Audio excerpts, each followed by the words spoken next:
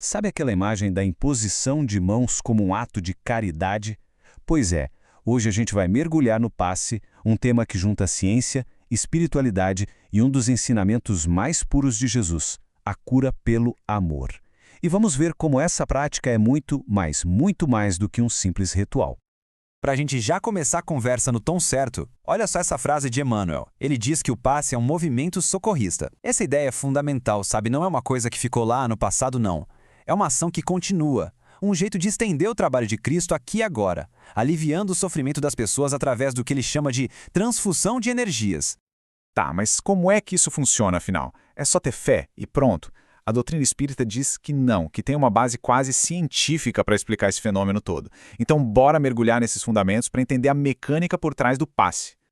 O ponto de partida de tudo é o que chamam de fluido cósmico universal. Pensa nele como se fosse a massinha de modelar do universo, sabe? A matéria-prima de absolutamente tudo o que existe. Da cadeira que a gente senta até os nossos pensamentos. É a fonte de toda a matéria e de toda a energia. Guarda bem esse conceito porque ele é a base de todo o resto. E como é que o espírito se liga ao corpo físico? É aí que entra o perispírito. Ele é feito daquele mesmo fluido cósmico universal, só que num estado bem mais sutil. Ele funciona como uma ponte, um tipo de molde que não só conecta a alma e o corpo, mas também grava tudo: nossa saúde, nossas emoções, nossos pensamentos. E é exatamente aqui, nesse corpo de energia, que o passe faz o seu trabalho. E essa imagem que o Kardec usa é simplesmente perfeita para a gente entender o próximo passo, a aura. Ele fala que a alma não está presa no corpo que nem um passarinho na gaiola. Pelo contrário, ela irradia para fora que nem a luz que atravessa um globo de vidro. Essa irradiação toda forma um campo de energia em volta da gente, e é justamente nesse campo, na aura, que as energias do passe são absorvidas. Ok, então vamos juntar as peças. A gente tem o fluido universal, que é a matéria-prima, o perispírito, que é o molde, e a aura, que é o campo de ação. Agora vamos ver como esses conceitos todos se transformam num ato prático de amor e de cura na hora do passe. E aqui vem uma das partes mais interessantes. A energia do passe não vem de um lugar só, do aplicador. É uma verdadeira alquimia. Primeiro, chegam os fluidos do plano espiritual, que são energias mais puras. Aí, elas se misturam com a energia vital doada pelo médium, o passista. Essa combinação cria uma energia totalmente nova, com propriedades curadoras feitas sob medida para quem está recebendo.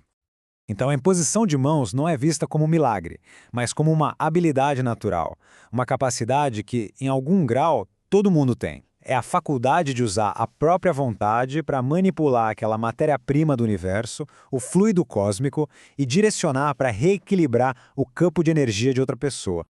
E o que amplifica esse processo todo? A oração. Essa analogia que o Emmanuel faz é linda demais. A alma é como um espelho. Com a prece, a gente vira esse espelho na direção da esfera superior para refletir a luz de lá. A oração, então, não é só um pedido, é um ato de sintonizar, de dar um upgrade na qualidade da energia que vai ser transmitida, o que torna o passe muito mais poderoso. E para quem está recebendo o passe, como é que funciona? É uma ação que atua em duas frentes. Na parte mental, o passe ajuda a pessoa a focar os próprios pensamentos na cura.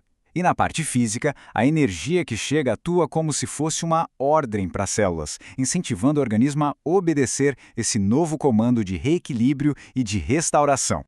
Bom, depois de entender todo esse mecanismo, a gente chega numa conclusão bem lógica. A prática do passe precisa ser organizada, precisa ser estudada. A ideia é que deixe de ser algo que acontece só na base da intuição e se transforme num serviço cada vez mais estruturado e consciente. A mensagem aqui é um chamado mesmo, bem forte e direto. É preciso valorizar o passe.